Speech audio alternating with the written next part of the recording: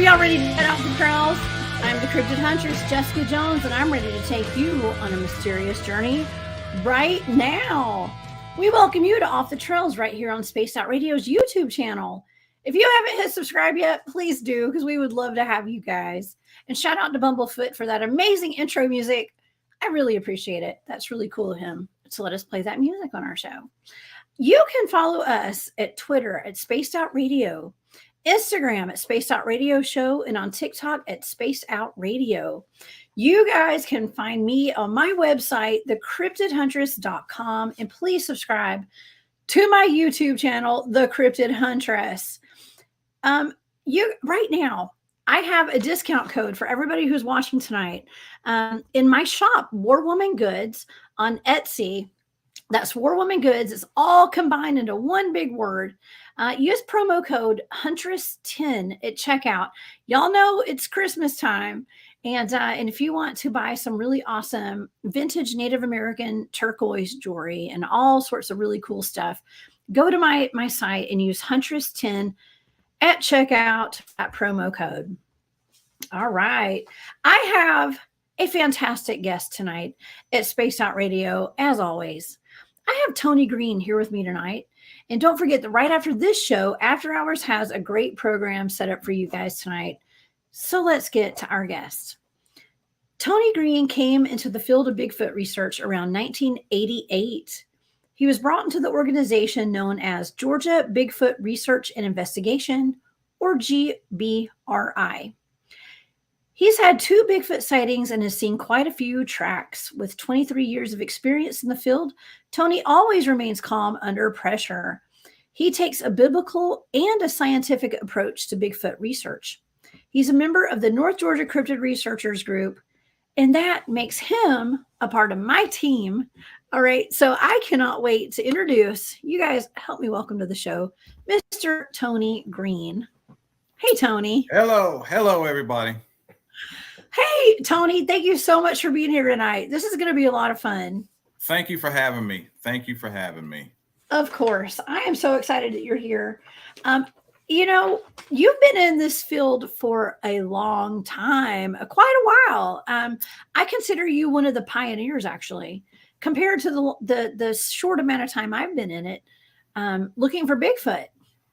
That's an honor. It's funny you say that because I view myself as like only been doing it for a little while. I continue to think about Bob Gimblin, Roger Patterson, John Green, Robert Morgan, even Dr. Grover Krantz. I think about them, and to me, it's like those are the pioneers. It's like it doesn't even seem like I've been doing it that long. Yeah, well, I know that Patterson Gimlin film came out, what was it, the 1960s, I guess, 1967? 67. Mm-hmm. Yeah. And so, I mean, I didn't know anything about Bigfoot. I had not heard a whole lot about it when I was a kid. I mean, I'd heard about the one Patty video that we're discussing right now. But I never in a million years thought that I'd be one of the researchers out in the field doing this in 2022. Okay. I completely agree with you and understand the same. I felt the same way. It's like, as a kid, as a kid in the 70s, I've seen the video, but I was like, okay, yeah, this thing exists. It's just like any other animal we see walking around today. That's how I felt about it. And then of course, as growing up in the 70s on a Saturday night, like tonight, one of the movies that would be on would have been like the Legend of Boggy Creek or The Creature from Black Lake. Oh, yeah. Those particular movies. So, that was kind of my experience with Bigfoot before I ever thought about looking for one. Oh, yeah, Tony. So I was at the Alabama Bigfoot conference a couple of months ago, and I got there with my son, and there was a gentleman sitting down at this table, and he looked at me and was like, "Oh, wow, you're Jessica," and he introduced himself. It was Keith Crabtree. He played the Bigfoot in The Legend of Boggy Creek, actually. Oh, and he was a fan of my show. That's awesome. That is awesome. Tell me about it. I was like, man, I have really come up at this point. If I got the Bigfoot from Boggy Creek, right, you know, is that's watching awesome. my shows. Yes. Yeah. So you never know who's watching. Yeah. That's it. That's it. That's it. It is. It is. Well, okay. So when you were growing up and before you started the Bigfoot research, did you ever have experiences with the paranormal, like ghosts or any other kind of experiences like that? Okay, in my house, my dad, he had the ability to see them. And he saw ghosts or spirits on a regular basis, to the point that we can be sitting there watching TV or sitting out on the porch or something, and he would look over and say, "You see that man walking by?" And there's nothing there. And he's like, "Look at him. He's going on up the road." Wow. It was to that level. And there have been times where me and my sister, we were kids, and my sister would be in her bed, and we're talking probably 4 or 5 years old. My sister's 2 years younger than me, so she'd be in her crib, and these are the stories they would tell us what would happen. My mom would, tell us these things about what went on. There was a time where something was trying to get my baby sister, and she was squirming, and she was squirming and moaning and stuff, and it woke them up. And my dad said this thing was over her, trying to pick her up. And he just screamed out, "Get away from her, get away from her, and get out of here." And it vanished.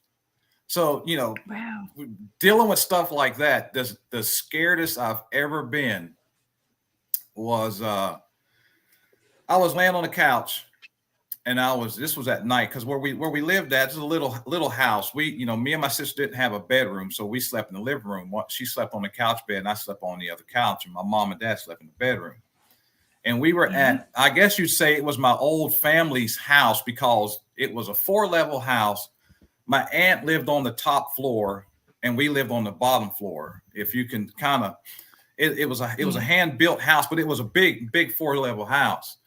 And I was sleeping on the couch, and from the kitchen area, you hear footsteps walking from the kitchen, like heavy boots.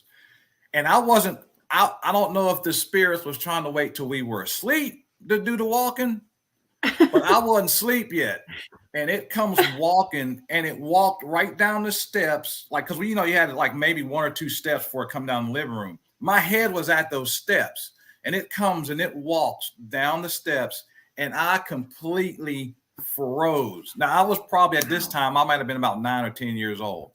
Completely froze as it walked out the door. So immediately after it gets out the door, I run in there to my dad. His response was, "Boy, it ain't nobody but your grandfather. Go on back to sleep." That's wow, how your dad knew.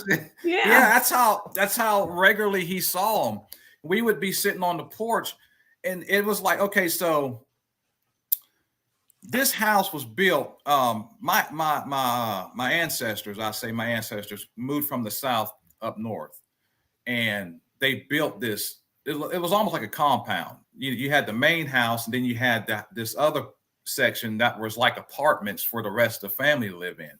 And by this time, everybody had done passed away and gone. So this whole other part was kind of empty on the upstairs, but on the downstairs, my grandmother lived, where she was at.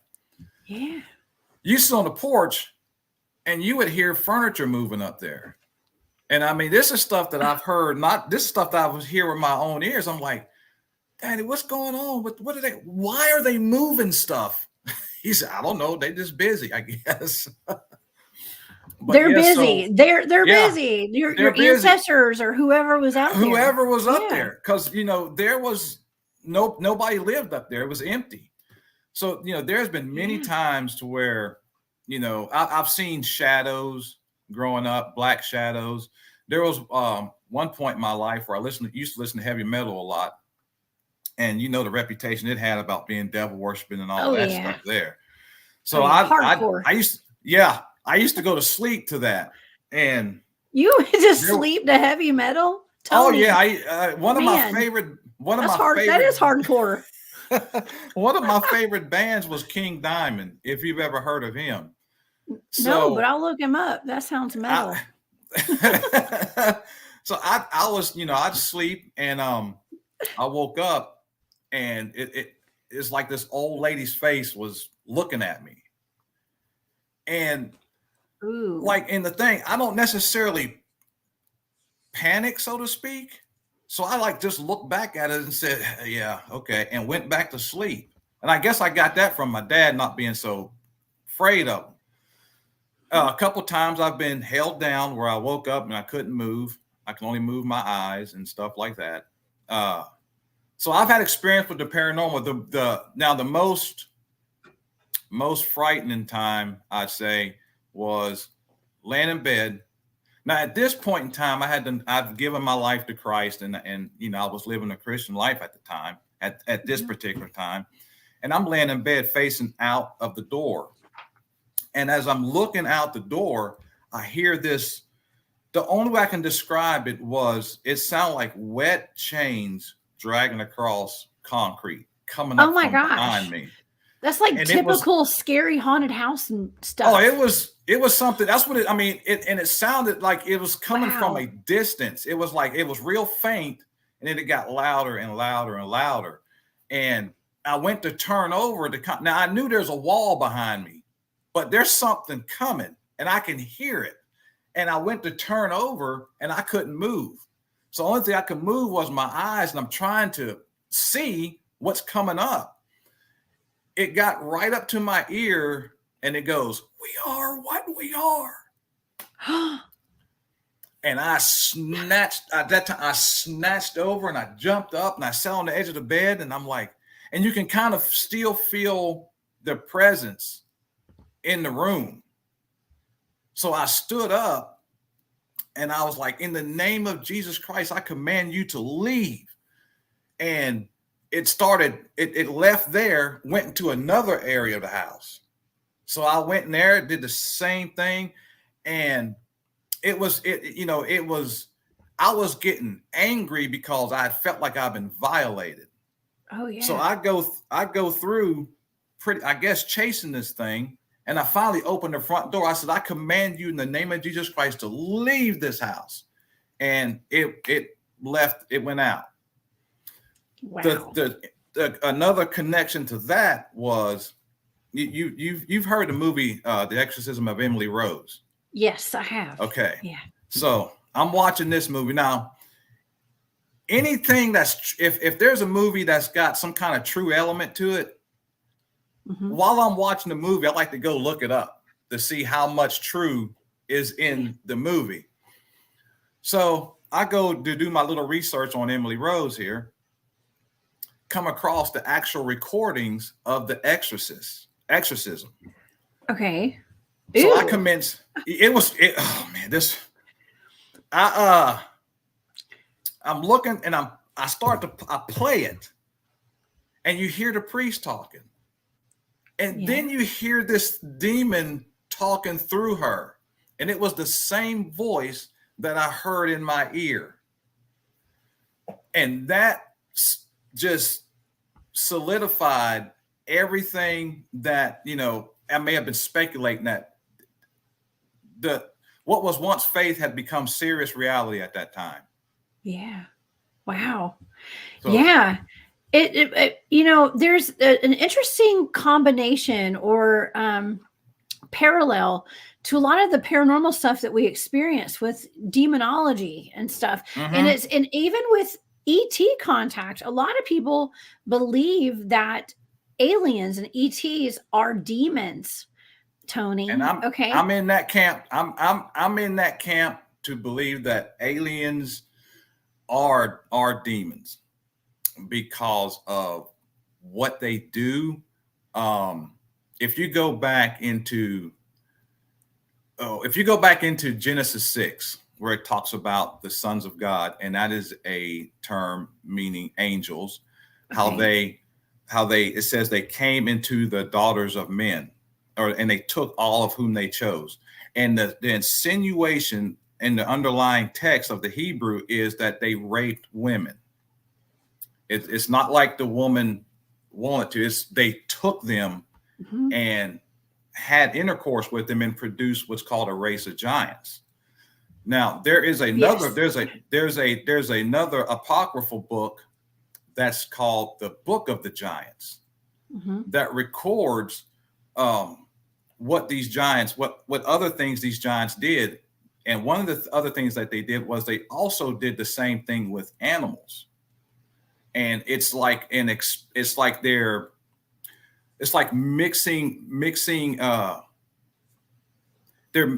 they're mixing angelic with human. And all, you know, we would call it to some degree today, was it transhumanation or something like that? Chimeras, yes. Yeah. I just did a show on this on, I think it was Thursday night. I had remote viewed an inhumanoid. We call them inhumanoids. Right. Some sort of creature that looked like a horse, but also like a human that my friend Jeremiah Fountain's family friend had encountered. And it was when I remote viewed, it was some sort of animal human hybrid. It was a whole bunch of stuff but it was made in a lab. Basically, it was an abomination, is what I came up with. And a hybrid, like Brown Dwarf is saying, some sort of hybrid chimera. And that's see, there's what we're just now discovering is not new. If you look at a lot of your Babylonian deities and various hieroglyphs on the pyramids and various things like that, you'll see human and animal mixtures and stuff. Chimeras, absolutely. Anubis and Set and you name it, Osiris. I mean, all of the Egyptian gods. Yeah. This comes from the fallen angels mixing with the daughters of men, producing this race of giants. Also, they taught men. They taught mankind a corrupted way of worshiping. They directed the worship of God to themselves, which is a result of the fall. And that's what I believe. A lot of the aliens, I believe that they're ancient. They're not new. They're ancient, and they're spiritual in nature. Hence, being able to. I'm trying to think through.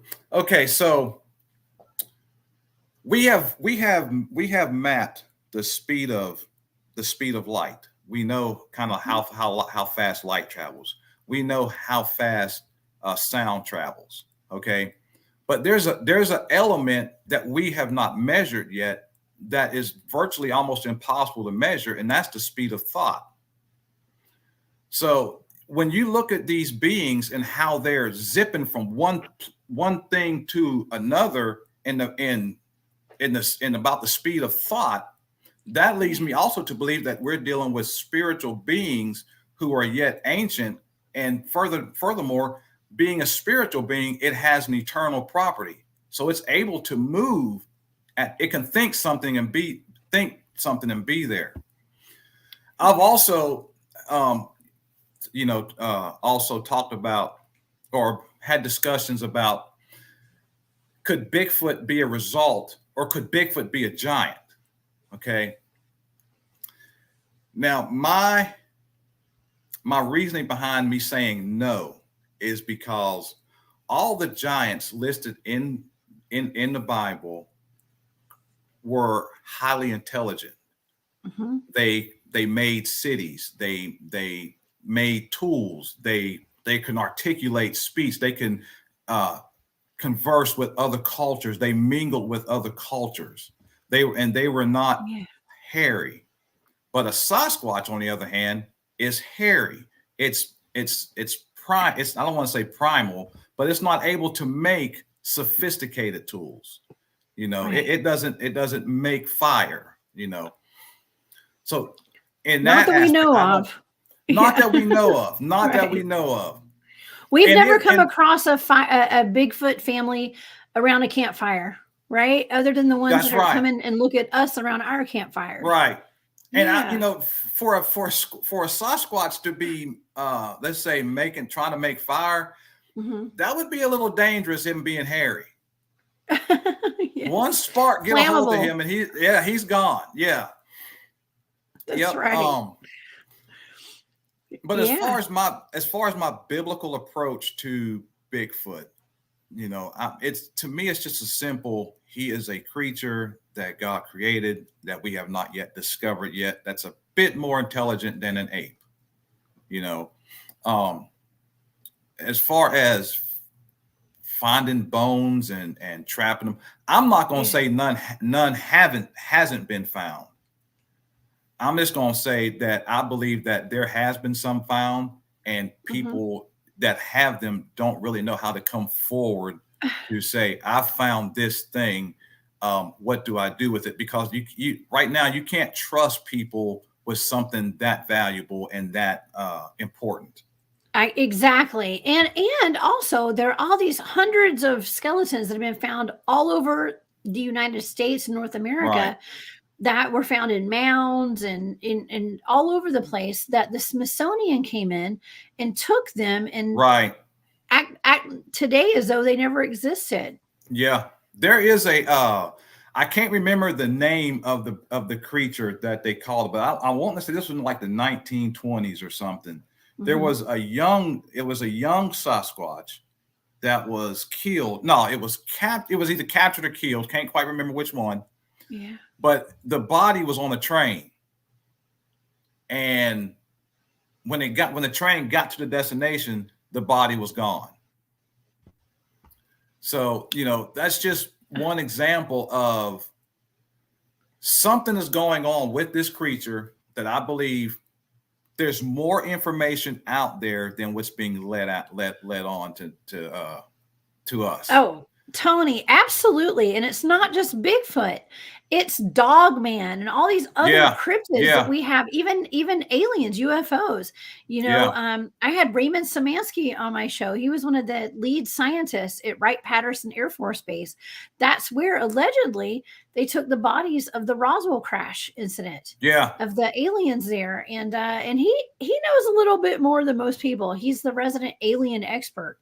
With the government from there. Okay. So there's a lot of things that are being hidden from us. And for whatever reason, I'm more interested in the giants than just about anything, to be honest with you, Tony. The giants. Okay. So you heard the giant of Kandahar. I've remote viewed the giant of Kandahar, and I did an entire show on it. And there were actually more than just one giant there, of course. Yeah. I fully, but in Genesis 6, it says, I'm trying to remember how the scripture goes exactly. It talks about that the sons of God came into the daughters of men and produced a race of giants. And it says also after that, they came back and did it again, which was after the flood. Throughout the Old Testament, up until David and Goliath, when the children of Israel was coming to conquer the land of Canaan, a lot of the peoples that they encountered in their conquering of the land of Canaan were giant races. You had the Zamzamims, the Anakims, the Rephaims, the Zamzumims, and these are all a race of giants. Goliath and his 5 brothers was pretty much the last of the giants that was encountered in scripture. Wow. Okay. Now, that doesn't mean that they completely went extinct, or that does not mean that this same scenario could not have happened again. As a giant of Kandahar is proof that these things are still here, but not in multitude as they were then. Because I said, they built fortified cities. I personally believe that, there's this whole thing of, well, who built the pyramids? To me, it's not really a mystery. I really feel like I really believe 100% that the pyramids, the Giza plateau, was built by a race of giants. Yeah. One is the way, if you take an aerial view, and the pyramids are in the shape of the constellation Orion, and they've done some scientific measurements to show that they're in a direct alignment with these stars. How does that happen? That does not a human capability. that does not happen with a human hand. I really believe that that's an angelic and giant connection to the building of those structures. I think that there's something going on with the ancient aliens. Okay. I think it goes back to that. I actually just did a show this week on my YouTube channel, The Cryptid Huntress, with Jesus Payan. It's a lot of people, you guys probably know him as the actor who plays Gonzo on Breaking Bad. Okay. He's been on my show here.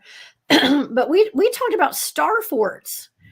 Tony. Okay, star forts. I never heard of a star fort before, but it's a bunch of like military bases all over the world that are shaped like stars and constellations and stuff. And we're told that they are used as Bastille forts, I think is the word, or bastion forts.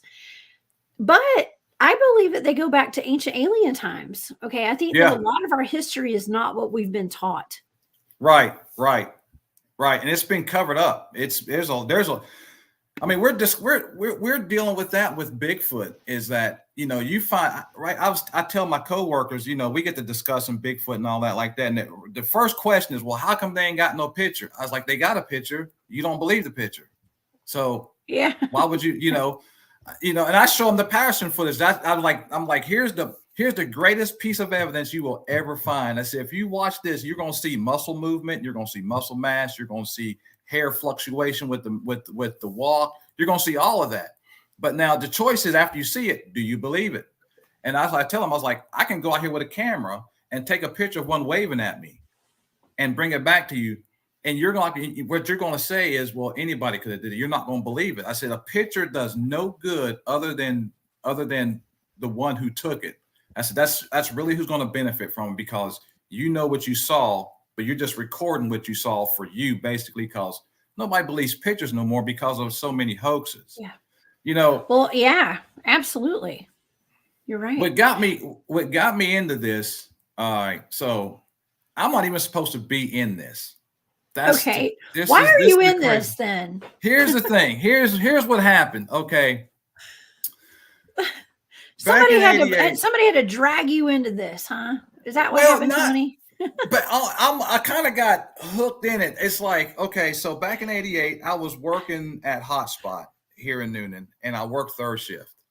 Okay. So, now Noonan's in Georgia, everybody. That for our audience. Yeah. Tony and I are both in Georgia, and Tony and I go out with the same teams. Okay. So good old you're South. Down in Noonan. That's right. In the South. So I'm working for Hotspot, and it's a convenience store, and I'm working third shift.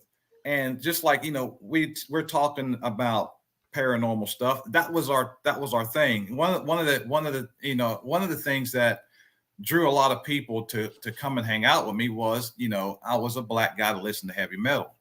So that wasn't necessarily a common trend. So that attracted some people to me. So they would come out and hang out with me, and we get to talking about ghosts, and we talk about Bigfoot, and, and just all kind of Loch Ness monster, aliens. We talk about all of it. That was pretty much the topic of the night. And one of the guys, he said, I know a guy that does Bigfoot research. He's got a team. I said, he said, I ought to bring him up here. I said, yeah, bring him on up here and hang out with us for a little bit. So the next night he brought him up there, and we got to talking and everything. And a couple of the guys were all for going. They were like, yeah, we'll go. We'll like to go. They asked me what I do. I want to go. I was like, no, I don't want to go. I said, I believe it exists. I ain't got to prove nothing to nobody or me. I know it exists. So that was it. So, the next day we met at his house, and his brother's name, and the guy's name was Jan Allen, and the brother's name was Lamar Allen, the older brother.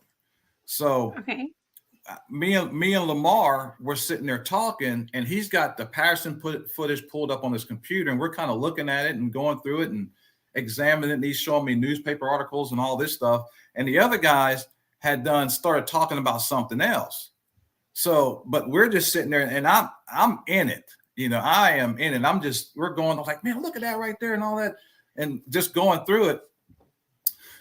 And come time for the trip, I'm still not supposed to go. I'm at the point of I might go. I said, I'll go if they go, type thing. I'll do it if you do it. You go first. Right. Well, they never went, and I did. Of course. And Tony, you're tough as nails. Ever since. Yeah.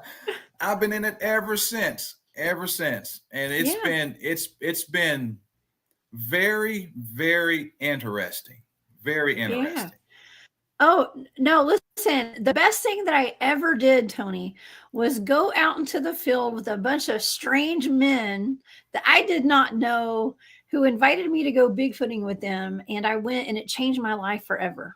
It really did. It will. I'm here. Yep. Look, Tony, you and I are right here, right now on Spaced Out Radio, talking about Bigfoot to Lord knows how many people right now. Spread the word, okay? Right. Because of us taking a chance on it and doing something that could have potentially scared the bejesus out of both of us. Yep. But we did it, and we loved it, and here we are. Exactly. Yeah. I highly recommend it. Yeah, absolutely. You got to get out there. You got to. You never know what you're going to run into. My first day out there. The first night I ever went out, I got charged by a mountain lion. A mountain lion? A mountain lion. We were, all right, so I didn't have a gun at the time. So there was a guy in front of me and a guy behind me, and we were walking probably, not too far apart. I can't remember distance. But I heard this running, like coming at me. And they were like, duck. So I dropped down, and they fired a couple shots, and it took off back up the hill. And we went and looked, and there was cat tracks. Yeah. I was like, are you kidding me? Am I about to get eaten by a mountain lion up here looking for a Bigfoot? Is this really happening right now? But hey, the dangers are real. It's very dangerous out there. Yeah. Yeah. Yep. And I was telling my mom, I was like, would you ever think your son would be up here getting chased by mountain lions looking for a Bigfoot? Yep. Hey, but you're here today. You've made it so far. So have I. And I'm loving it. I'm loving it. Now, wait, Tony, have you ever been used as bait? I'm just wondering. No, I've never been used as bait so much. Listen, is it because I'm a female? Is that why I'm used as bait so much? I don't know. Now, there have been. Now, here's the thing. I guess that goes back to a theory. I don't know if that theory still stands, but that they're attracted to females, and they're attracted to females who are on their monthly. Oh, okay. So, yeah, I've heard that. Like when they would get out there, I mean, I don't know if it's purposeful used as bait, or if it's just circumstantial that I don't know. But it works, I guess. I don't know. I've had quite a bit of experience in my time. It's interesting. I enjoy it. Because it doesn't see it. My thing is, okay, so if it attracts the Squatch, what else is it attracted? Sharks? No, I'm just kidding. Yep. There's no ocean out there though. But yeah. One of my I don't know. Yeah, I mean, I'm thinking, okay, so a lot of your animals are attracted to that. Because they go in heat, so that's what that's how they do, they mate or whatever. They're drawn to that. So it only stands to reason that because they smell it. That's their instinct. So it's going to attract not just a Squatch, I would believe, but other things. Well, my personal opinion, I don't think it's safe to put a woman out there and use her as bait, because the thing is, yes, we're looking for a Sasquatch. We don't believe they're aggressive, but that don't mean they can't be. But you never know. In a situation like that, you never know. That's right. But see, here's the thing about the women on our teams. we protect ourselves, and I'm ready for anything. So yeah, y'all are tough. Y'all are tough. I mean, come at me, bruh. I hope a Bigfoot runs up on me. I got something for you if you're gonna try to hurt me. There you go. Okay. Yep. Yeah. Yep. Well, Tony, but okay, I wanted to talk to you a little bit about a story you told me when I first met you, and it's something that has stuck with me, and I'm very intrigued by the story, because there was something that was passed down in your family that was just a story. However, a lot of local legends and lore, I find, have some sort of fact behind them. And there was a story you told me about an uncle or a great uncle or someone in your family potentially being a shapeshifter. So would you please tell me that story tonight? I just love your story. Yeah. So, all right. So my dad would tell us about his uncle. Now, I've always, because from the stories my dad's told us about things, there's been some kind of, I believe there's some voodoo activity that went on in my family on my dad's side there. And there was an incident where the police had come to their house. Now the timing of this is probably 1920, 1930 or 40, somewhere around in that area. But the police come to their house, and my dad and his cousin was out playing, and they see their uncle. When the police pulls up, they see that his uncle walked through this little field to this tree, and then what comes out of the other tree was a dog, and the dog kept walking. So they didn't think nothing of it at the time, but when the police left, they noticed the dog come back to the same tree, and then his uncle walks out from behind it and goes on into the house. And I would ask my dad, what was that? And my dad would say he would never really elaborate. He kind of just was always just like, this is what it is. And he said, I don't know, boy, I guess he was working roots. So they called it root working. So yeah, that's what Cryptidville put up here. My friend Cryptidville is in the chat tonight. He said roots ain't no joke. Yep. But that's interesting. That's it. There's another thing he used to tell us about, if I'm praying nobody's out trying this, because this he would tell us about if you wanted to have some money. And he told us, he said, you get a black cat and it can't have any white on it nowhere. You go to a stream and you have a pot of boiling water.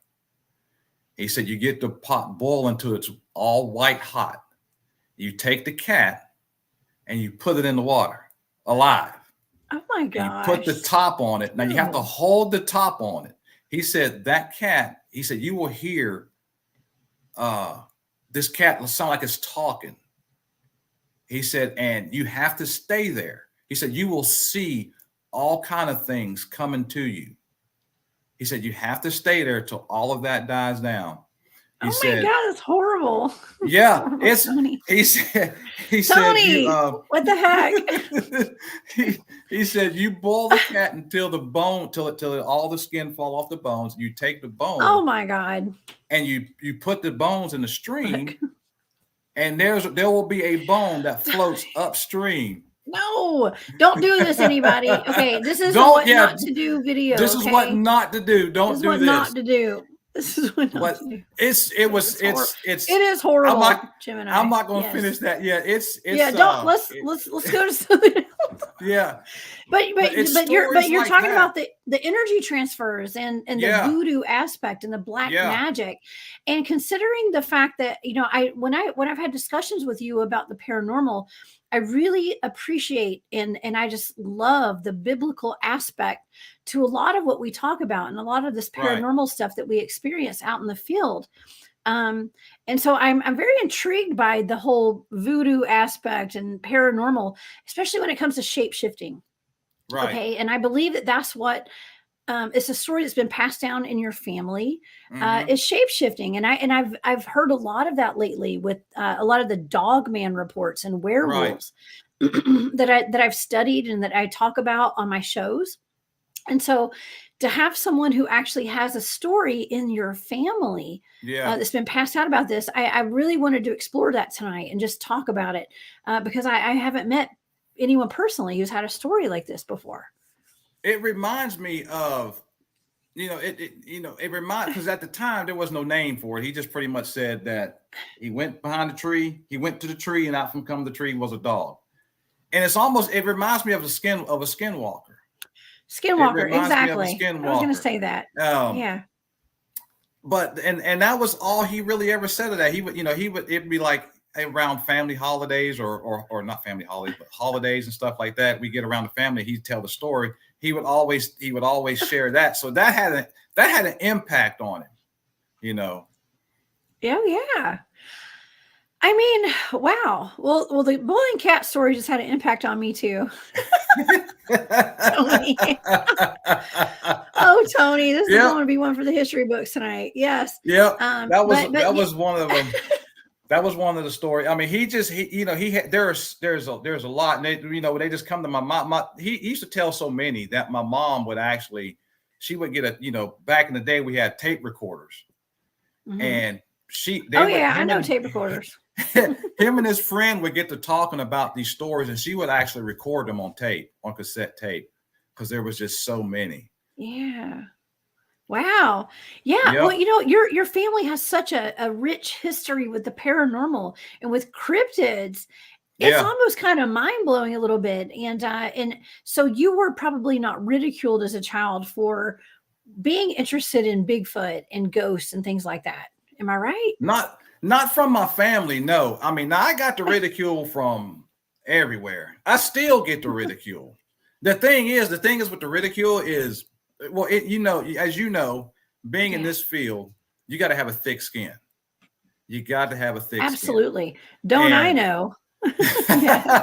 So, I've been getting ridiculed, but I give it back. I give it back. They'll ask a question. I'll ask a question in return.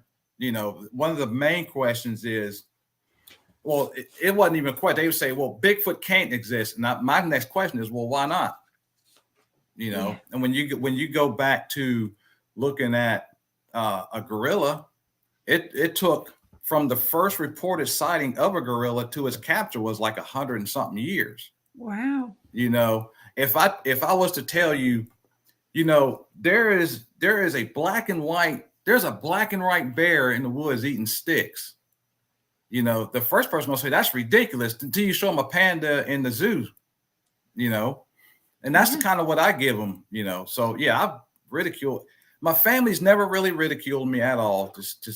But everybody else, but it's part of the game. Well, Tony, I was in the Bigfoot field research field for at least 10 years before I ever went public with it. And I didn't go public because I wanted to. I chose to do it when someone asked me to speak at a conference last year. It was just last year. And now I've got a show. I've had several shows now on this. The potential, the potential is there. It's, you got to let if it's a part of who you are. And I'm like, if a person can accept me for who I am, then that's on them, Exactly. It's none of our business what other people think about us. Right. So even on my job, so when I first went on when my first expedition I went on, I went to my job. I said, I need some time off. They said, why? What you doing? I said, I'm going Bigfoot hunting. I'm going to be out there weekend. And it was just that simple. They were like, you're doing what? Yeah, I'm going Bigfoot hunting. I'd say I was going camping. Bigfoot out there. Yeah. No. I tell them straight up, I'm going Bigfoot hunting. And now when I say I'm going Bigfoot hunting, the question is how many days you need off. Yeah. Well, you're the Bigfoot guy in your group. Listen, I'm the crazy Bigfoot lady with people I know too. So now I hand out keychains to everybody. I'm like, here, this is my Bigfoot keychain. This is me. Look me up on YouTube. Subscribe. Please like, share, and subscribe. It's I think times have kind of changed, Tony, and especially since you started in 1988. I just started in 2011, I guess, was the first time I started going out Bigfooting. But I had been, into the paranormal my entire life. But I always had people making fun of me when I would ever talk about Bigfooting, and people would ask me quite often, "Well, is Bigfoot real?" And I would tell them, "Well, I knew in my head, like whatever I say, they're going to make fun of me." Right. So right. the only thing I could say was, "Well, why don't you go find out for yourself?" Right. Right. Yeah. They like I said, they'll say, well, Bigfoot's on your foot because I wear a size 15-inch shoe. So I still get it. And it's just, people are going to be people. That's what I've decided, that, people are going to be people. Some of them ain't going to understand, just like I don't understand some other things. So. Yeah. Well, speaking of other things, what is your opinion on Bigfoot? Do you think that there's a paranormal X factor, as I call it, to Bigfoot, or do you think it's more of just like a primate in the woods? What is your opinion? My opinion on that is I believe it is a primate in the woods. I believe it's another species of ape that has yet to be discovered. That's a bit more intelligent. I say a bit more. I'm gonna say a little, not just a bit more, but more intelligent than your silverback gorillas or your chimpanzees. What makes them difficult is they're bipedal. They're strictly bipedal. Now I have heard some reports of them going down on all fours. I don't negate that. I do believe that that's a possibility that they can go down on all fours because they have a different, just because they're bipedal doesn't mean their anatomy is like ours. They're right. They have longer arms than we do. They have a shorter legs, so to speak, than, if you was to compare it to the human anatomy. They walk hunched over. So there's certain aspects about their being that I believe can enable them to go down on all fours and pretty much move like a silverback gorilla would move, I would think, because a silverback gorilla goes on all fours. Yeah. Now, there are some things that are hard to explain. Like for one example is my first encounter. See, I had so. You spoke about me seeing two creatures. Mm-hmm. My first encounter was with a track. I had the response with the track that most people have with seeing a creature in person. You got two tracks that were right there, and they were crisp and they were clear, and you can see the tracks, and that kind of just blew me away. But I didn't see any other tracks. I didn't see a track trail. Okay, just a couple of prints. Just a couple of prints. Yeah, that kind of happens, which is an anomaly in itself. And that's why I say, I don't believe there's any kind of paranormal element there, but I can't explain that. I can't explain right. a trail that you follow and then it just disappears. I can't explain that. I cannot speak to that. I can throw out theories and stuff, but the truth of the matter is I don't know.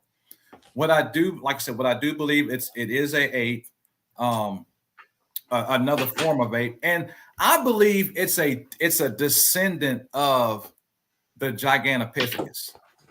Okay. I don't believe it is a Gigantopithecus. I believe it's possibly a descendant of the Gigantopithecus. Yeah. I don't think they get as big as a Gigantopithecus because the Gigantopithecus they were like 14, 15 feet tall. I mean, they were massive. I've gotten reports of Bigfoots being almost 20 feet tall in some places. Oh, wow. Yeah. See, I haven't, that's a new one on me. That's a new one. I think the tallest one I've heard was 13. Okay. So The reports from Portlock, Alaska, for instance, and I know that's in Alaska. Everything's bigger in Alaska and in Texas, right?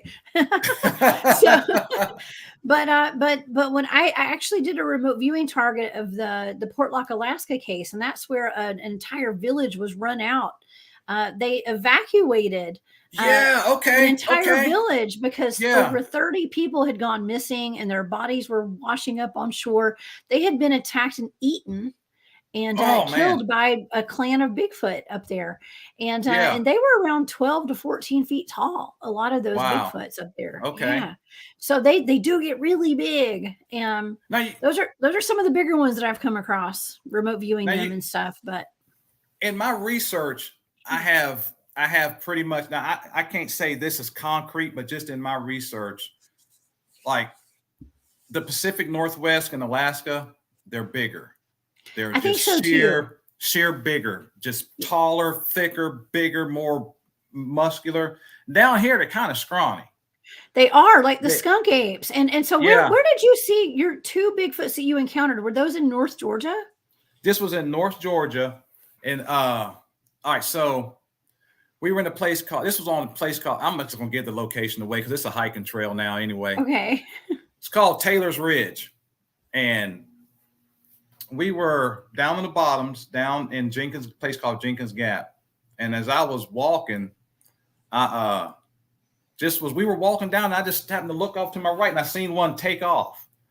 And I took off after it. And it was pacing me, like I was pacing it, or it was pacing me. I couldn't catch it, but it kept me in its sight.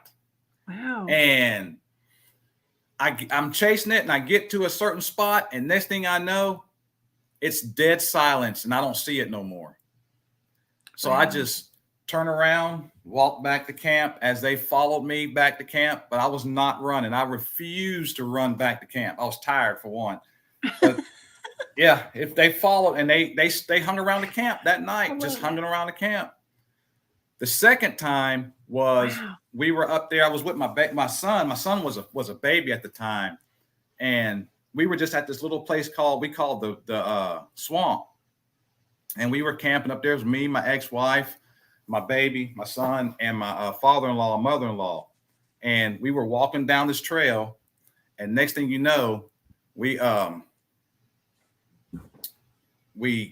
round this bend, and there it walked out. As we walked out, as we were walking into the bend, it was walking out, and it stopped, and we stopped at the same time. It's like it didn't expect us, and we didn't expect it. And shocker. Yeah. Now and it's as it was looking at us, it was still kind of in the brush line, this looking at us, and this starts bobbing and doing this number.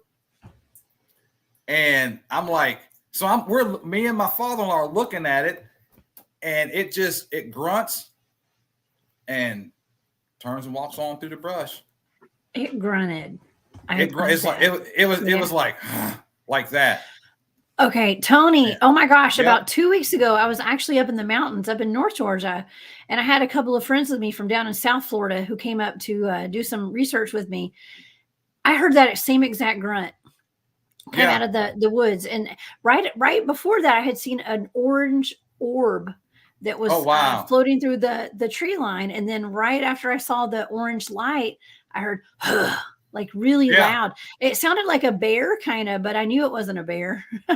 We turned the flashlights on and looked for a bear. There's nothing there. So now that's interesting, because there was one time up there in the same location. This was years later, because we have researched up in that area since '88. And this was probably, this is probably 2003 or 4, somewhere around in there. We're walking down the Jenkins Gap, and we had been having activity all this weekend. So there was one particular area we wanted to go down into that we had not necessarily traveled into yet. So we were heading down that way. And like I said, it had been a very active investigation. So we get halfway down there, and I hear this tree. It's like this boom. Like a tree was pushed over.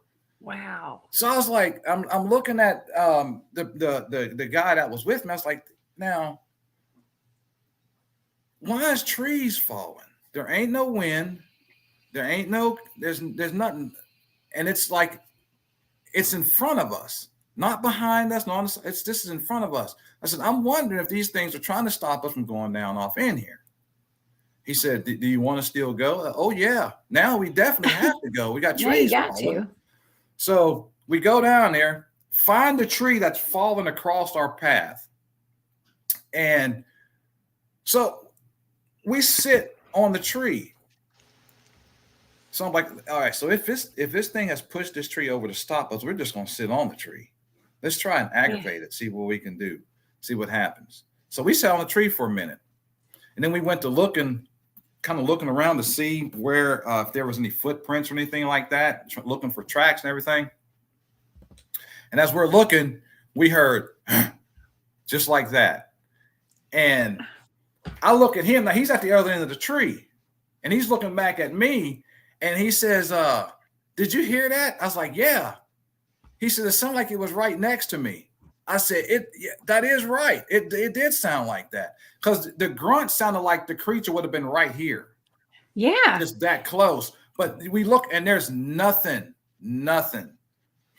It adds to that weird paranormal X factor to it, kind of, because it doesn't seem like that's possible.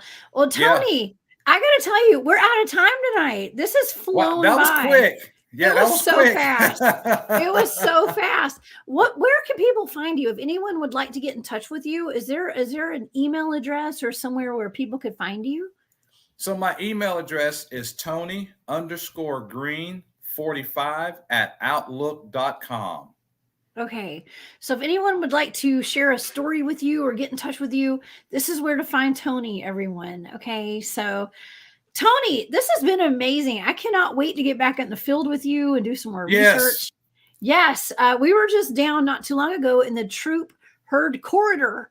Okay. And that's where we have a lot of UFO activity and Bigfoot and some Dogman reports. So I hope to be seeing you down there again soon. I know we may or may not have a trip planned here pretty soon. So yeah, I think we got. Well, I think it's next month or something. I'm excited. I'm ready. I'm ready for it. I am definitely ready for it. Well, heck yeah, I'm ready too. We're gonna go out there and get some more Bigfoot activity. So yes, we are. Yes. Well, Tony, thank you so much for being my guest tonight. This has been so fun. Thank you for having me. Absolutely. Will you please come back and be my guest again in the future? I sure will. Will. Awesome. Well, I want to give a big shout out to all your family and all your friends. I know you had a bunch of people on social media that were sharing the video out today and stuff. So hello to everyone in Tony's world from Space Out Radio. Okay. All right, Tony. Well, listen, have a wonderful night and we'll see you next time. Okay. Yes, ma'am. Thank you. All right. Thanks, Tony. All right, y'all. That was awesome. Tony is a good friend. Don't forget that right after the show, you guys can join the After Hours crew. They're going to take you on an incredible journey for the next 3 hours. And I believe Brown Dwarf is going to be on board tonight. So y'all go check him out. Next time on Off the Trails, I'm going to have Jason Kinsey here with me. We're going to be talking about searching for Sasquatch. I cannot wait to see y'all then. But for now, I'm the Cryptid Huntress, Jessica Jones. I'm headed off the trails. I will see you guys tomorrow night. I can't wait. You guys have a great night. Bye.